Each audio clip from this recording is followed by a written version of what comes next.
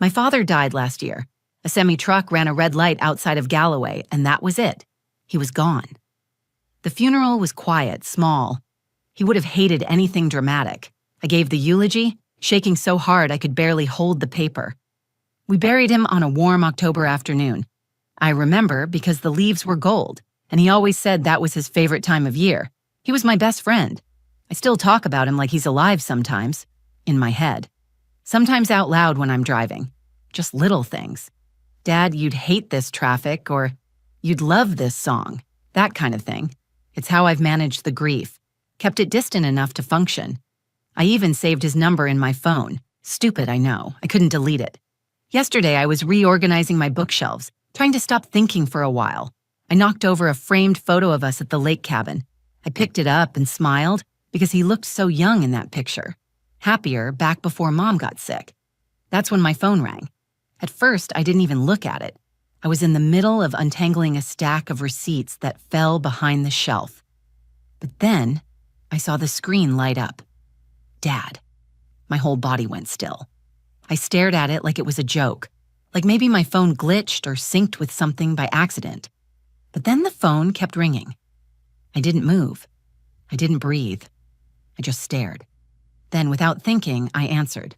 I didn't say hello. I didn't say anything. There was a hiss of static, like old radio static, like something crawling through a signal that didn't want to come through. Then the voice came. Not just a voice. His voice. Rayla, it said, you need to dig under the old oak tree. Then the line went dead. I didn't scream. I didn't cry. I didn't even drop the phone. I just stood there frozen, hearing those words replay again and again in my head. You need to dig under the old oak tree. It didn't make sense. I'd heard prank calls before. AI-generated voices. I've seen what tech can do. But this wasn't artificial. It wasn't synthetic. It was my dad's voice. And not just the sound. The rhythm, the tone, the way he said my name. No algorithm could have known how he used to say it when I was scared or sad or stubborn. I sat down on the floor and replayed it in my mind. I knew that tree. We all did. The oak behind his cabin, the one he told us never to go near. When I was a kid, I once tried to build a rope swing on it and he lost his mind. I thought he was just being overprotective, maybe a little superstitious. He always said that tree was off limits, dangerous, but he never said why. After the call, I checked the number. It was his, but it was marked disconnected when I tried to dial back. I checked the logs. No caller ID spoofing, no signs of rerouting. The call came from his phone, his actual number. I didn't know what to think. Was someone messing with me? Was this some sick joke?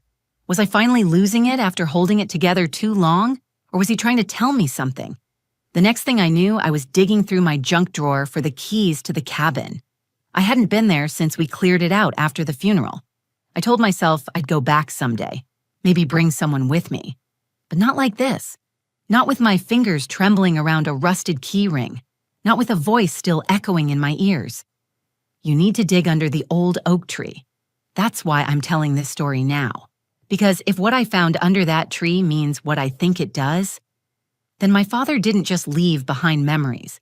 He left a message, a secret, something he never told anyone, maybe not even my mother.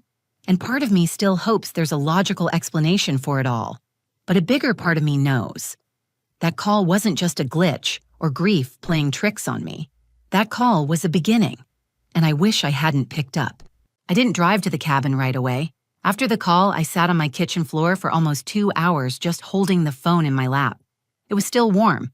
I kept checking it, like maybe the call would come again. It never did. My apartment was completely silent. The kind of silence you can hear. My cat, Jasper, was asleep on the windowsill, the late afternoon sun warming his fur. There were dishes in the sink. My classroom lesson plan for Monday was still open on my laptop. Life was just continuing, but I wasn't. My name is Rayla Hart. I'm 32. I teach visual arts at a public high school near Asheville. My life is quiet, mostly. I'm not married. I don't have kids. My students are my favorite people in the world, and I mean that. They're honest, weird, messy little masterpieces, and I love showing them how to make sense of chaos through color. That's something my dad taught me. He wasn't an artist in the way I am. He built things, furniture mostly, chairs, benches, cribs, shelves, always working with his hands. But he used to say, "There's beauty in function, Ray. If something holds your weight, it deserves respect." I think he meant more than just furniture. After my mom passed when I was 21, he didn't talk about her much. Her name was Celine. She was French-American, quiet, soft-spoken, incredibly smart. She taught literature at a private college nearby. When she got sick, everything in our house changed. My dad became more private, less talkative. He would stay up late working in the shed or driving out to the cabin for long weekends alone. I thought he was just grieving in his own way. He built the cabin 10 years ago after Mom died. At first, I thought it was just a project to keep his hands busy. But he started going there more often, staying longer. He wouldn't let anyone else visit for the first few years. Then finally, one Christmas, he invited me up. I remember walking in and smelling cedar, fresh paint, sawdust, and something else. Something older, almost like soil or ash. The place was beautiful but cold. There were no family photos, no TV, no phone service, just stacks of firewood and a radio that only played jazz. He didn't like me asking questions about it, especially about the tree. The old oak sat behind the cabin. It was massive, gray and twisted, its roots curling into the earth like claws. The first time I saw it, I thought it looked like something out of a dark fairy tale. He caught me staring and said, "Don't go near it. That tree's not safe." I laughed, thought he was joking. But he wasn't. He got serious, almost angry. "I mean it, Rayla. You stay away from that tree." So I did. We all did. I visited the cabin maybe 5 times over the years. Each visit was brief. He never stayed overnight when I was there. He never explained why. He just kept things light, showed me new furniture he was building, made coffee on the old stove, played records. It always felt like he was keeping something just out of sight. After the funeral, I couldn't bring myself to go back. My Uncle Grant offered to help me clear it out, but I said no. I wanted to do it myself. It felt like something I owed him. But when I got there, I couldn't go inside. I sat in my car for an hour looking at the porch, the peeling paint, the closed door. I told myself I'd come back in spring. That was 11 months ago. And now, out of nowhere, my dad's number had called me. A voice that sounded like him told me to dig under the one place he never let me near. I didn't know what I was supposed to feel. I wanted to believe it was a prank. I wanted to believe it was nothing. But something inside me was already shifting, even before I stood up from the floor. I walked into my bedroom and pulled the old duffel bag from my closet. Inside were the cabin keys, still on the carved wooden keychain he made me when I got my first apartment. A little owl with wide eyes and a crooked beak. I ran my thumb over the grain and my chest tightened. I packed a flashlight, gloves, a jacket, a charger, and one of his old flannels. Then I stood there for a long time, staring at my reflection in the hallway mirror. My eyes looked different, like I'd already started losing something I didn't yet understand. I left Jasper with a neighbor and got in my Jeep. The sun had just begun to set. The air felt colder than usual for early March, like the weather knew I was driving into something I wasn't ready to face. As I turned onto the road that led into the mountains, I felt the weight of every mile between me and the truth. The closer I got, the more it felt like I was heading somewhere I'd already been. Only this time, I was going alone. The drive up to the cabin took just over 2 hours, but it felt longer. The road was quiet, the kind of quiet that hums in your ears. I kept the radio off. I couldn't bear to fill the silence. I needed to think, but nothing in my head felt steady. I kept hearing the voice, over and over, like it was stitched into the air around me. "You need to dig under the old oak tree." The first time I'd ever heard my dad truly raise his voice was about that tree. I was 11, barefoot, chasing Jasper, our old dog, not the cat, when I ran past the fence behind the cabin. I didn't even touch the tree, but when he saw me near it, he dropped a mug of coffee right out of his hand and sprinted across the yard. He didn't yell often, but that day he shouted my name with a fear I'd never seen on his face. Not even when Mom was in the hospital. That memory kept pressing against my ribs as I drove deeper into the mountains. By the time I reached the gravel turnoff, the sun had disappeared behind a wall of gray clouds. The forest felt dense, pressing against the windshield. When I pulled up in front of the cabin, my headlights cut through the fog like 2 pale arms reaching into the unknown. The house looked smaller than I remembered. Maybe it was the sky, or the way the trees leaned a little too close, like they had moved while no one was watching. I got out slowly, gripping my keys tighter than I needed to. The air smelled like wet leaves and wood smoke, even though there hadn't been a fire here in months. My boots crunched against the gravel. Everything felt wrong and familiar at the same time. The front steps creaked as I climbed them. I unlocked the door and pushed it open, half expecting something to be waiting inside. But it was just as we left it. A layer of dust coated the shelves. A half-finished wooden chair sat near the fireplace, the tools still neatly arranged around it. His thermos was still on the mantel. My breath caught a little at that. I didn't stay long. I didn't want to look too closely. I dropped my bag by the couch and grabbed the flashlight. Then I walked to the back door and stepped outside. There it was, the tree. The old oak loomed at the edge of the property line. Its branches stretched wide and low, some dragging against the ground like they were trying to reach something just out of sight. The bark was warped and dark, almost black in places, and its roots had twisted out of the earth like veins breaking through skin. Even now, as an adult, I didn't want to go near it. I stood there for a minute, breathing shallowly, trying to work up the nerve. My dad was a rational man. He didn't believe in ghosts or omens, but that tree scared him. I never understood why. I walked back to the shed and grabbed a shovel. It was heavy and rusted, but still usable. I carried it across the yard, gripping it like a lifeline. My feet slowed as I crossed the invisible line he had always warned me not to cross. It felt like stepping into a place where I wasn't supposed to be, where the air had a different weight. I picked a spot at the base of the trunk, near a wide root that curled like a fist. Then I dug. The ground was hard, packed tight from seasons of weather. My hands were already sore by the second hole. I kept digging. Each time the shovel hit something solid, my heart jumped, but it was always another root or rock. My breath came faster. My legs ached. The cold crept up through my jeans, but I didn't stop. I don't know how long I was out there. At some point, the clouds opened and a slow, cold rain began to fall. I wiped the mud from my face with my sleeve and kept going. My heart was pounding, not from the digging, but from the not knowing. Then the shovel hit something flat, not a root, not a stone, metal. I dropped to my knees and used my hands to clear the rest of the dirt. My fingers scraped over a rectangular surface. I could feel the corners. I pushed away more mud until I saw it clearly. A box, heavy, rusted, and locked. It didn't look like it belonged to the earth. It looked placed, hidden. I stared at it for a long time, letting the rain soak through my jacket. My hands shook as I tried to lift it. It was wedged deep, but it moved. I pulled it free and fell backward onto the wet ground, panting. I sat there, holding it on my lap, too afraid to open it. My fingers hovered over the latch. The lock had long since rusted through. All I had to do was pull, but I didn't. Not yet. Because right then, sitting in the dirt with the rain falling around me, I realized something I hadn't let myself think until that moment. Whoever or whatever made that call knew this was here, and my father had buried it for a reason. I held the box in my lap for a long time before I opened it. My legs were numb, soaked from the cold rain and muddy ground. My breath fogged in the air, but I didn't feel the cold anymore.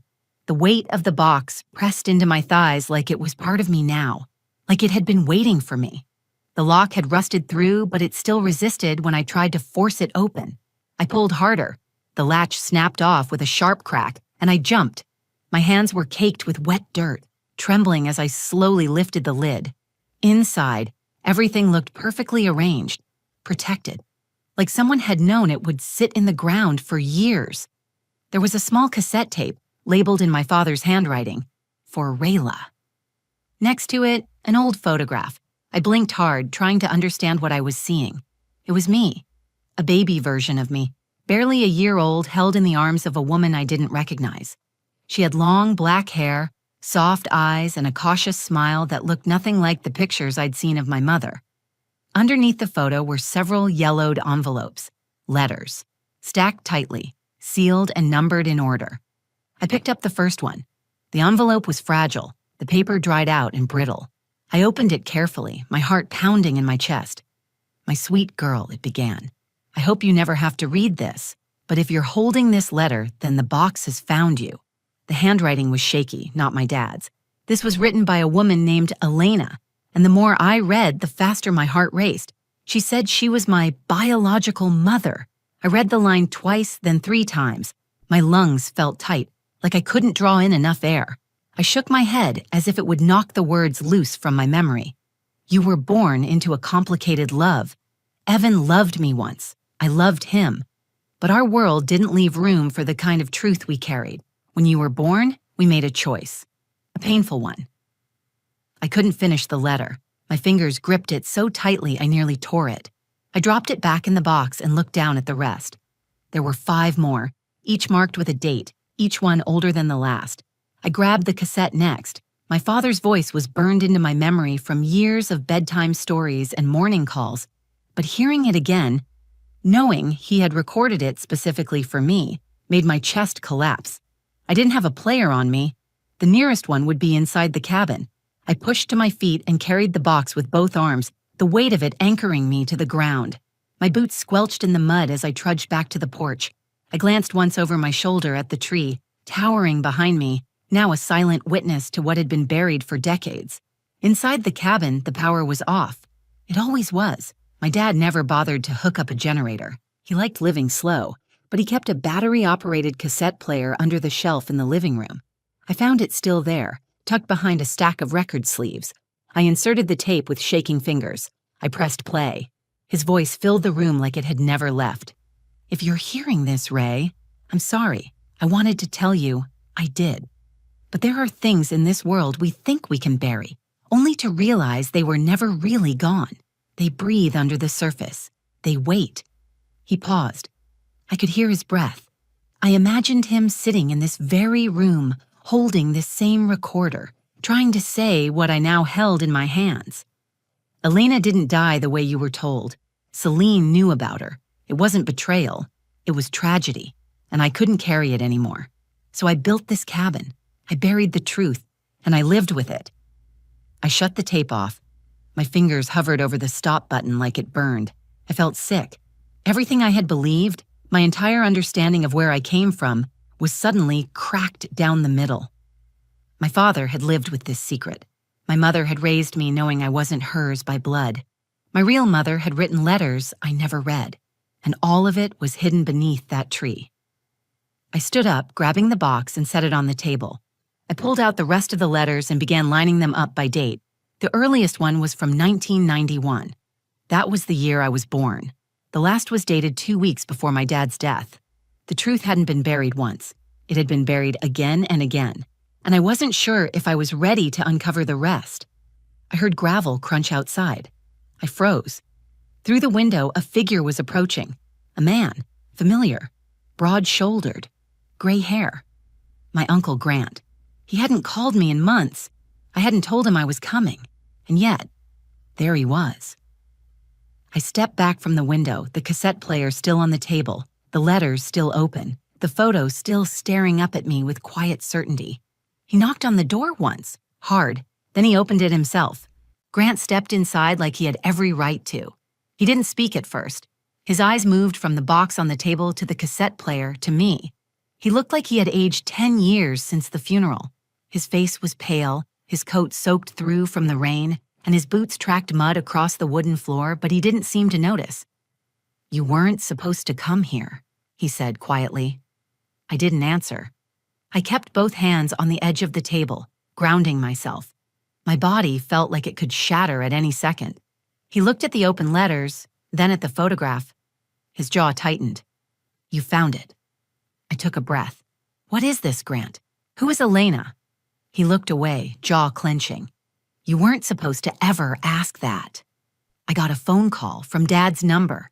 He told me to dig under the oak. I don't know how. I don't even care how. I just want the truth. He sat down across from me. He didn't touch anything. For a long time, he just stared at his hands, covered in rainwater and dirt. "Elena was real," he said. "She was your mother. Evan loved her. They were going to get married. She was different. Kind, fierce. She never let anyone push her around. Then what happened to her?" His eyes met mine. I happened. My chest went still. He continued. "I was drinking back then. I had a temper. Nothing criminal, just careless. I came up here one night, uninvited. Elena was here alone. Evan had gone to town. I wasn't planning anything. I just wanted to talk to her. But I was angry. Angry about their life, about everything I didn't have. He paused, shaking his head. There was an argument. She said things that cut deep. She told me to leave. I grabbed her arm. She tried to shove me off. She fell. He took a breath, his voice growing thinner. Her head hit the root.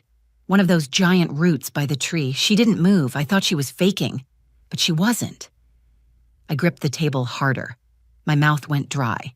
Dad knew, I said. He knew, and he covered for you. He nodded slowly. I called him, told him everything. He drove straight here. He was quiet, didn't yell, didn't hit me, just stared at her. Then he told me to leave, said he'd handle it. I don't know why he did it. Maybe for you. Maybe because I was all he had left after Celine died. You let me believe my mother was someone else. He looked at me, tears swelling in the corners of his eyes. You were just a baby. Celine stepped in, raised you like her own. She and Evan agreed never to tell you. They wanted to protect you from all of this, from me. I wanted to scream, but my throat wouldn't move. I backed away from the table. My knees felt weak, like they might give out. So Dad buried her memory, her name, everything. He let me grow up thinking she never existed. Grant stood. He blamed himself every day, but he never told, not the cops, not anyone. He thought silence was the safest way forward. No, I said. Silence is what killed her twice. He didn't respond. He just stood there, water dripping from his sleeves. I walked over to the window. The tree was still there, unmoved by the storm, but it felt different now. It felt like something watching. I think he wanted me to find it, I said. That's why he left the box. That's why he recorded the tape. He knew I would come back someday. I think you're right, Grant whispered. I think he couldn't carry it anymore.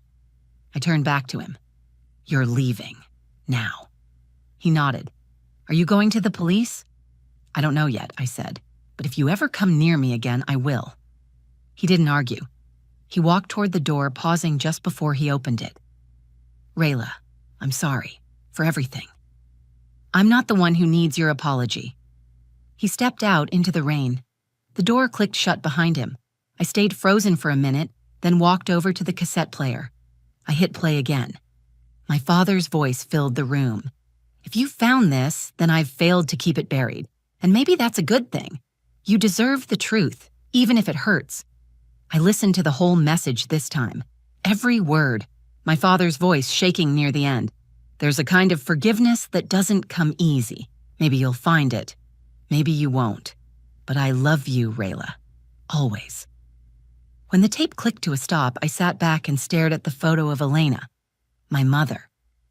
She looked strong, not fragile, not lost, just real. I didn't know what I was going to do next, but I knew I couldn't walk away from this. Not now. The box sat in front of me, filled with stories I had never been told. The tree stood behind me, roots deep in secrets I could never unearth fully. But I could try, and I would start by reading every single letter she wrote. I stayed at the cabin that night. I didn't sleep much. The rain kept tapping against the windows, a soft rhythm that sounded too much like breath.